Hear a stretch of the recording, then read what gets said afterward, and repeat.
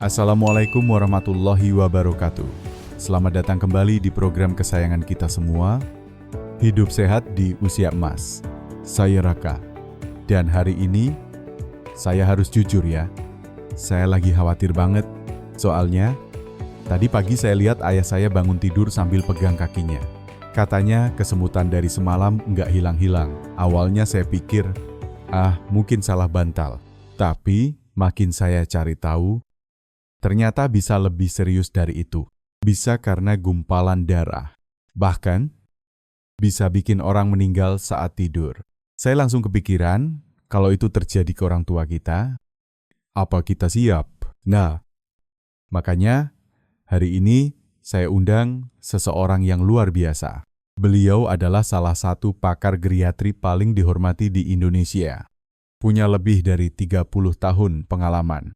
Dan juga merupakan penulis buku terkenal sehat di usia emas. Serta cendekia yang membangun program nasional Alzheimer di Indonesia. Yuk kita sambut Dr. Siti Setiati.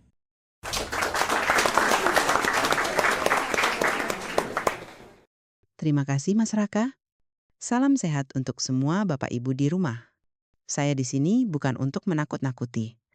Tapi saya sudah terlalu sering melihat pasien lansia yang terlambat sadar. Bahwa tidur pun bisa membunuh. Kalau posisi tubuhnya salah, kita harus bertindak sebelum terlambat. Wah, langsung merinding saya dengarnya. Jadi, posisi tidur bisa bikin orang tua kita meninggal dalam tidur. Ya, dan lebih sering dari yang kita kira, bukan karena usia. Tapi karena gumpalan darah yang terbentuk diam-diam selama bertahun-tahun, ini seperti bom waktu. Jadi Bapak Ibu, yang lagi nonton, jangan anggap remeh posisi tidur ya. Komennya dong kamu, biasanya tidur dengan posisi apa miring kanan? Tengkurap? Atau sambil duduk depan TV? Dan aku pengen tahu nih, kamu lagi nonton dari mana nih, Surabaya? Padang? Banjarmasin? Atau mungkin dari desa kecil di Kalimantan Selatan? Tulis komentar dengan usia kamu ya. Aku benar-benar pengen kenal kamu lebih dekat. Semua komentar bakal aku baca dan aku usahakan balas satu persatu. Banyak orang tua meninggal saat tidur. Bukan karena usia, tapi karena posisi ini fakta yang bikin saya merinding. Bu Dokter dan Yuyur, saya jadi takut sendiri gimana kalau ini kejadian ke orang tua saya. Mas Raka, ketakutan itu justru tanda bahwa Mas peduli dan itu awal dari kesadaran. Saya sudah lihat terlalu banyak pasien yang datang terlambat, mereka merasa sehat, aktif, tidak merasa ada masalah, tapi satu malam tubuhnya menyerah. Tapi kenapa posisi tidur bisa segawat itu? Dok, bukannya kita tidur justru untuk istirahat. Tepat, tidur memang waktu istirahat. Tapi tubuh orang lanjut usia itu ibarat jalan kampung yang sudah sering dilalui truk berat, tanahnya rapuh, gampang embels, pembuluh darah mereka juga demikian. Rapuh, mudah tersumbat. Apalagi kalau ditekan terus-menerus. Jadi, kalau tidur dengan posisi yang salah, tekanan itu bisa menutup aliran darah. Betul, dan itu yang disebut deep vein, trombosis atau DVT. Gumpalan darah terbentuk diam-diam di pembuluh vena, biasanya di paha atau betis. Kalau gumpalan ini pecah dan ikut aliran darah ke paru-paru, itu jadi emboli paru, serangan mendadak. Dalam hitungan menit, tanpa sempat bangun, tanpa sempat pamit. Ya Allah. Jadi bisa saja kita melihat orang tua kita tidur tenang. Padahal Tubuhnya sudah berhenti. Dan yang menyedihkan, banyak keluarga bilang, waktu saya lihat, beliau tenang sekali. Saya kira hanya tidur nyenyak. Itu sering saya dengar. Mas Raka, jadi bukan karena usia, tapi karena aliran darah yang terhenti diam-diam. ya, menurut data dari American Geriatric Society, 1 dari 5 kematian mendadak pada lansia berhubungan dengan sirkulasi darah yang terganggu, dan salah satu penyebab paling sering adalah posisi tidur yang tidak tepat. Waduh, saya jadi ingat ayah saya sering tidur miring kanan, lama banget, nggak ganti posisi sampai pagi, kadang juga kaki disilangkan. Itu termasuk berbahaya. Sangat. Saya pernah tangani seorang pasien, namanya Pak Hadi, umurnya 74 tahun, masih aktif. Rajin jalan pagi. Tapi istrinya kaget suatu pagi. Beliau tidak bangun. Sudah tiada. Setelah diperiksa, ternyata penyebabnya adalah gumpalan darah di paru-paru. Kebiasaan tidurnya miring kanan berjam-jam, kaki menyilang. Astaga, padahal kelihatannya sehat. Ya Bu Dokter, Itulah jebakan usia emas. Kita pikir tubuh kita masih kuat. Padahal dalam diam, tubuh sedang berjuang, otot lebih kaku, pembuluh lebih tipis, dan sirkulasi lebih lambat. Itu kombinasi yang berbahaya kalau tidak kita perhatikan. wah, saya jadi merasa bersalah. Selama ini saya pikir posisi tidur itu soal kenyamanan saja. Bukan salah Mas Raka. Banyak orang berpikir begitu. Karena kita dibesarkan dengan mitos, tidur miring itu sehat. Padahal kalau dilakukan terlalu lama, itu racun bagi pembuluh darah. Saya ingin hari ini jadi titik balik untuk semua yang nonton. Yuk kita bongkar satu-satu 5 posisi tidur paling berbahaya untuk lansia. Siap, Bu Dokter.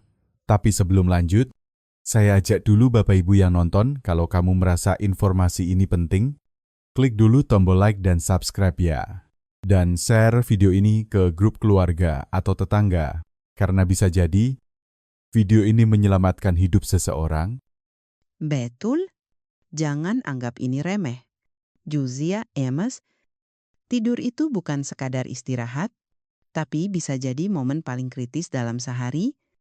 Bu Dokter, saya penasaran posisi mana yang paling berbahaya. Yang paling pertama dan paling bahaya, tidur tengkurap. Ini posisi yang menekan paru-paru dan jantung. Dada dan perut langsung tertekan ke kasur. Paru-paru tidak bisa mengembang sempurna. Akibatnya, oksigen ke otak dan jantung menurun drastis. Waduh, saya dulu waktu muda suka banget tidur tengkurap. Nah, di usia muda masih bisa ditoleransi. Tapi saat usia masuk kepala 6, kepala 7, risiko meningkat. Apalagi kalau ada riwayat jantung atau sesak napas. Jadi, kalau ada orang tua kita yang tidur tengkurap, sebaiknya kita ingatkan ya. Bukan sebaiknya lagi. Harus, karena itu bisa menyelamatkan nyawa mereka. Jadi posisi tengkurap itu musuh utama ya. Bu Dokter Wah, saya pikir justru banyak orang bilang itu bikin tidur lebih pulas. Itulah perangkap kenyamanan yang sering saya bilang, nyaman bukan berarti aman. Banyak pasien saya bilang, tapi saya merasa nyenyak.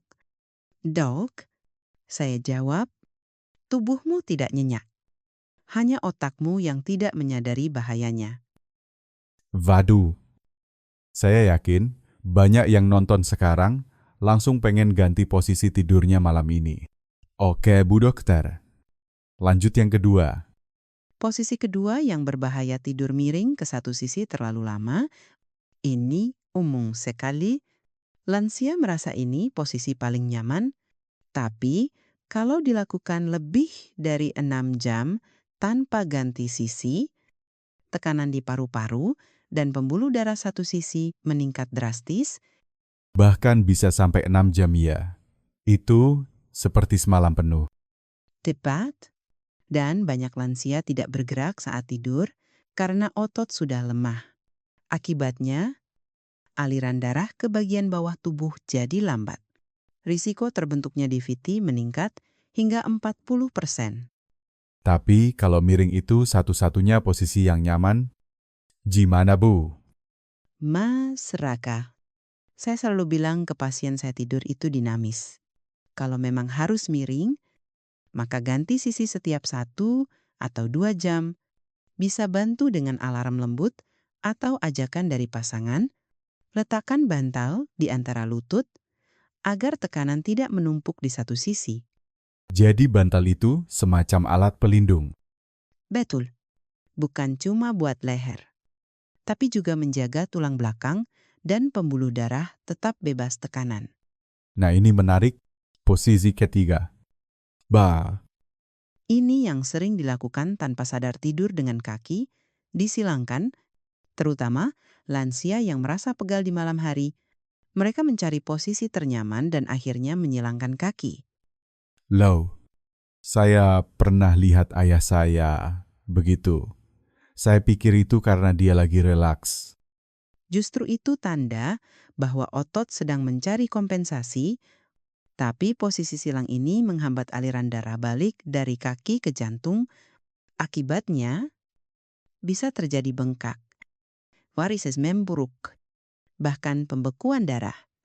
Jadi, mulai malam ini, harus tidur dengan kaki lurus. Ya, kaki sejajar dan sedikit terbuka. Bayangkan aliran air di sungai. Kalau jalurnya dilipat, air akan tersumbat. Demikian juga darah kita. Waduh, makin ngeri ya. Lanjut ke posisi keempat. Ini yang paling sering saya lihat di rumah pasien tidur dengan bantal terlalu tinggi. Ada yang pakai 2 atau 3 bantal. Katanya biar tidak pusing. Tapi efeknya justru sebaliknya. Kok bisa? Leher jadi bengkok, pembuluh darah karotis ke otak tertekan. Akibatnya bisa terjadi vertigo, pusing saat bangun, bahkan penurunan suplai oksigen ke otak. Jadi idealnya, bantal setinggi apa? Bu, Setinggi 1 kepalan tangan, atau gunakan bantal ortopedi yang mengikuti bentuk leher. Kalau tidak ada, bisa pakai handuk kecil yang digulung. wah, praktis banget solusinya. Oke, Bu Dokter. Satu lagi ya. Posisi kelima. Ini yang sering diremehkan tidur sambil duduk di kursi atau sofa. Banyak lansia nonton TV malam, lalu tertidur begitu saja. Astaga, itu sering banget saya lihat di rumah. Masalahnya, posisi duduk membuat lutut menekuk. Pembuluh darah di paha terjepit. Kalau lebih dari 2 jam, risiko DVT bisa meningkat hampir 50%. Jadi kalau ngantuk waktu duduk, Segera pindah ke kasur. Jangan biarkan tubuh membeku dalam posisi tertekuk. Itu sama saja seperti menekan pembuluh darah dengan batu. ya Allah. Ternyata 5 posisi ini sering banget dilakukan. Padahal semuanya berbahaya. Inilah misi saya, Mas Raka. Saya ingin setiap lansia di Indonesia tidur dengan aman, bangun dengan senyum, bukan bangun dengan pegal, kaku, atau tidak bangun sama sekali. Wah, itu kalimat yang dalam banget, Bu. Jadi, sekarang kita tahu, tidur bisa jadi berkah, atau bisa jadi bahaya. Cepat, dan malam ini bisa jadi titik balik. Saya ingin semua Bapak Ibu mulai mengubah posisi tidurnya. Pelan-pelan tapi konsisten, karena setiap malam adalah kesempatan baru untuk menyelamatkan tubuh kita. Wah, Bapak Ibu, saya yakin sekarang banyak yang mulai khawatir soal posisi tidurnya. Tapi tenang, karena Bu Dokter nggak cuma kasih tahu bahayanya, tapi juga solusikan. Tentu, saya tidak mau hanya membuat orang takut. Saya ingin setiap Bapak Ibu punya harapan baru setiap malam, karena solusi tuada dan sangat sederhana. Nah, ini yang kita tunggu-tunggu. Bu, apa sih posisi tidur yang aman, yang bisa bantu jantung, paru-paru, dan otak tetap sehat? Posisi tidur paling aman dan paling direkomendasikan untuk lansia adalah tidur telentang dengan kepala sedikit lebih tinggi dari dada. Ini posisi yang paling seimbang. Wah, telentang ya. Tapi banyak orang bilang itu bikin ngorok. Bu, Betul, Mas Raka. Tapi kita bisa atasi dengan bantal yang tepat. Gunakan bantal sedang tidak terlalu tebal atau tipis. Dan untuk kenyamanan, letakkan bantal kecil di bawah lutut. gunanya bantal di bawah lutut itu apa? Itu untuk melancarkan aliran darah balik ke jantung dan mengurangi tekanan pada punggung, apalagi bagi yang punya masalah nyeri pinggang atau kesemutan malam hari. Jadi konsepnya seperti bikin jalan darah tetap mulus sepanjang malam. Tepat, saya suka cara Mas Raka menjelaskan jalan darah harus bebas hambatan seperti jalan tol. Jangan ada tikungan, lipatan, atau kemacetan. Oke. Kalau tidur miring tetap mau dipertahankan.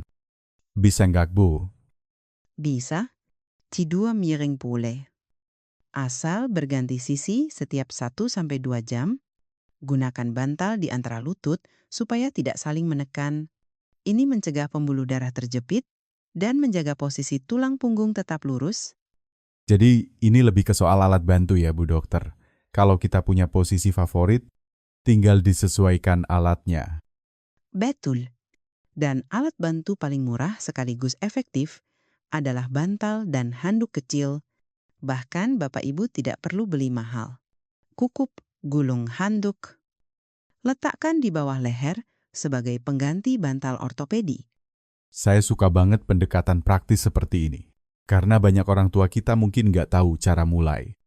Dan satu hal lagi, Mas, jangan tidur dengan kaki menyilang. Biasakan posisi kaki sejajar dan sedikit terbuka. Ini kesil, tapi dampaknya sangat besar. Saya jadi ingat, kaki juga punya jalan darah yang panjang banget ya. Dari ujung jari ke jantung. Betul. Dan lansia itu sering mengalami sirkulasi lambat. Jadi kalau tidur dengan posisi tertutup atau menekan, darah kesulitan balik ke jantung.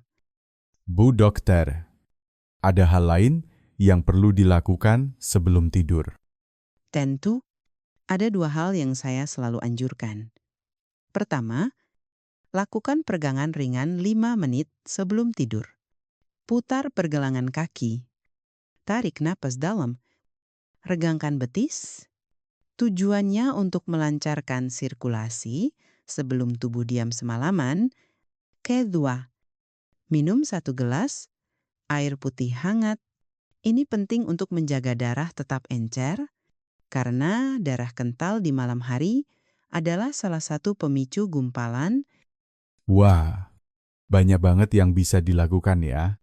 Tapi semuanya sederhana, murah, dan bisa dimulai malam ini juga. Justru itulah kekuatan terbesar kita. Mas, perubahan kecil dilakukan dengan konsisten. Bisa menyelamatkan hidup. Jadi Bapak Ibu, jangan tunda ya. Malam ini, atur ulang posisi tidur. Siapkan bantal yang tepat, dan minum air hangat sebelum tidur. Karena tubuh kita sudah bekerja keras puluhan tahun, saatnya kita kasih perhatian penuh. Tidur bukan soal memejamkan mata, tapi tentang memberi kesempatan tubuh memperbaiki dirinya. Wah Bu Dokter, saya ngerasa video ini nggak cuma bikin sadar, tapi juga ngasih harapan besar. Tapi saya mau tanya, sebenarnya sudah pernah ada pasien yang berhasil pulih hanya dengan memperbaiki posisi tidur? Banyak, Mas Raka. Tapi satu yang saya ingat betul Ibu Nur Hayati, umur 68 tahun. Asal Banyuwangi. Dulu tiap pagi beliau bangun dengan kram di betis. Yalam pincang, bahkan pernah jatuh waktu ke kamar mandi karena kakinya lemas mendadak. Waduh, saya bisa bayangin repotnya. Setelah kami evaluasi, ternyata posisi tidurnya salah total. Tengkurap, 2 bantal tinggi, dan kaki menyilang. Setelah edukasi dan latihan posisi tidur selama 3 minggu, hasilnya luar biasa. kakinya tidak kram lagi, tidur lebih nyenyak, dan beliau bisa jalan pagi lagi tanpa rasa sakit. 3 minggu itu cepat sekali, Bu. Karena tubuh kita sebenarnya punya kemampuan pulih alami, asal diberi kondisi yang tepat. Dan yang kita bicarakan ini bukan obat mahal, tapi bantal, posisi, dan air putih hangat. Saya jadi pengen Bapak Ibu yang nonton ikut cerita juga. Bapak Ibu punya kebiasaan tidur seperti apa? Mungkin pernah bangun dengan kram atau kesemutan di kaki. Yuk tulis di komentar, biar saya dan Bu Dokter bisa bantu kasih saran. Saya benar-benar baca satu persatu loh. Dan kalau bisa, bagikan juga ke grup keluarga. Karena bisa jadi yang Anda selamatkan bukan hanya diri sendiri, tapi orang tua, pasangan, bahkan tetangga. Bu Dokter, saya pernah dengar mitos kalau tidur miring ke kanan, itu sunnah dan sehat. Bagaimana menurut medis? Ini pertanyaan yang sangat penting. Betul, tidur miring ke kanan memang disarankan secara spiritual. Tapi secara medis, tidak boleh terlalu lama di satu sisi, jadi boleh miring kanan. Tapi tetap harus ganti posisi tiap 1-2 jam agar aliran darah tidak terganggu. Jadi, kita bisa tetap ikut sunnah, tapi juga jaga sirkulasi darah. Tepat, kita padukan ilmu agama dan ilmu kesehatan. Karena tubuh adalah amanah. Dan menjaga kesehatan itu bagian dari ibadah. Saya suka banget penjelasan ini, tidak saling bertentangan, justru saling melengkapi. Dan satu lagi, kesalahpahaman, banyak yang mengira air kelapa cuma untuk menyegarkan, padahal air kelapa juga bisa bantu menurunkan tekanan darah karena tinggi kalium. Kalau Bapak Ibu susah minum air putih hangat, bisa sesekali ganti dengan air kelapa murni, asal tidak berlebihan. Wah, ini info baru buat saya. Jadi bukan cuma enak dan segar, tapi juga bantu jantung. Betul, kita pikir tempe itu makanan kampung. Padahal, itu pelindung jantung alami karena tinggi protein nabati dan rendah kolesterol. Saya sering bilang ke pasien, tempe bisa lebih kuat dari suplemen mahal. Nah, ini dia. Solusi lokal yang terjangkau. Itulah misi saya. Edukasi yang bisa dijalankan dari dapur sendiri, enggak perlu ke luar negeri, enggak perlu alat mahal. Jadi Bapak Ibu, malam ini kita punya 3 senjata tidur sehat posisi yang benar, bantal yang tepat, dan tempe di dapur. Jangan lupa juga air kelapa. Ya, Dan satu pesan terakhir saya, di bagian ini, tubuh kita bukan mesin pabrik, tapi juga bukan barang tua yang harus dibiarkan rusak. Tubuh kita masih bisa sehat, asal dirawat dengan pengetahuan dan kasih sayang. waduh, saya benar-benar merasa tercerahkan. Bu, tapi juga agak sedih, karena saya jadi ingat beberapa orang di sekitar saya yang mungkin bisa diselamatkan. Kalau saja tahu informasi ini lebih awal. Marah, saya juga sering merasa begitu. Tapi saya selalu bilang ke diri saya sendiri, yang penting kita mulai sekarang, jangan tunggu sampai kehilangan.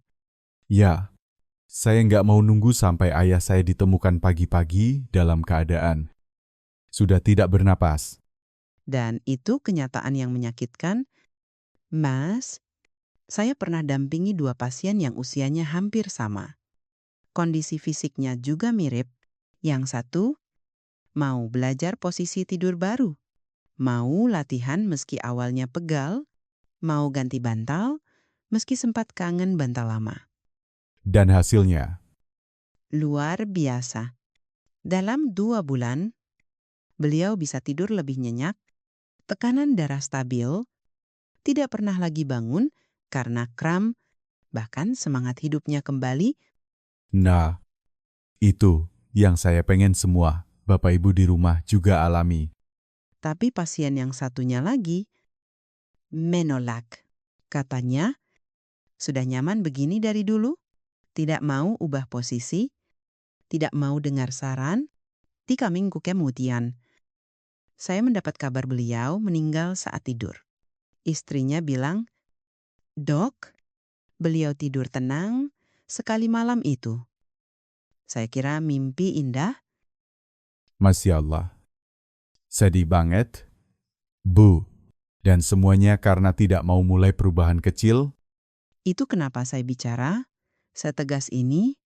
Saya tidak ingin satu keluarga pun di Indonesia kehilangan orang tercinta hanya karena kebiasaan tidur yang keliru.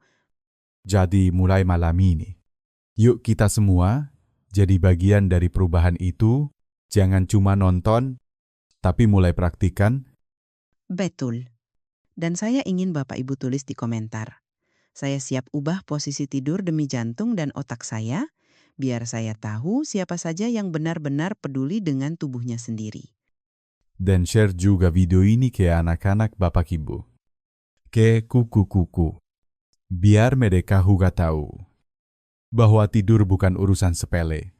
Karena setiap malam adalah ujian bagi tubuh lansia. Saya percaya Indonesia bisa punya lansia-lansia yang sehat, bahagia, dan mandiri. Asal mau belajar, asal mau berubah. Malam ini bukan cuma soal ganti posisi tidur, tapi soal memilih masa depan. Mau tetap kuat dan hidup aktif, atau diam-diam jadi korban dari kesalahan kecil yang tak pernah diperbaiki. Dan ingat, Mas Raka, tubuh kita mendengar perlakuan kita. Kalau kita perlakukan dengan lembut dan perhatian, ia akan bertahan. Tapi kalau kita abaikan, ia bisa menyerah tanpa peringatan. Wah, Bu Dokter, saya nggak tahu harus bilang apa, tapi saya yakin setiap kata yang keluar malam ini bisa menyelamatkan nyawa. Itu harapan saya. Mas Raka, saya nggak mau hanya dikenal sebagai dokter, tapi sebagai seseorang yang pernah mencegah satu keluarga kehilangan orang tercintanya. Bapak Ibu, hari ini kita sudah belajar banyak tentang 5 posisi tidur berbahaya yang bisa sebabkan kematian mendadak. Tapi juga tentang harapan baru bahwa tidur bisa menjadi penyembuh asal kita tahu caranya. Ingat ya, posisi tengkurap, kaki menyilang, miring satu sisi berjam-jam, bantal terlalu tinggi, dan tidur di kursi. Semuanya bisa jadi bom waktu. Jangan tunggu sampai terlambat. Gantilah dengan tidur telentang, bantal sedang, lutut sedikit naik, dan minum air hangat sebelum tidur. Kalau tidur miring, ganti sisi berkala dan pakai bantal di antara lutut. Dan lakukan peragangan ringan 5 menit sebelum tidur. Itu bisa bantu aliran darah lebih lancar dan mencegah gumpalan. Jangan pernah remehkan hal kecil.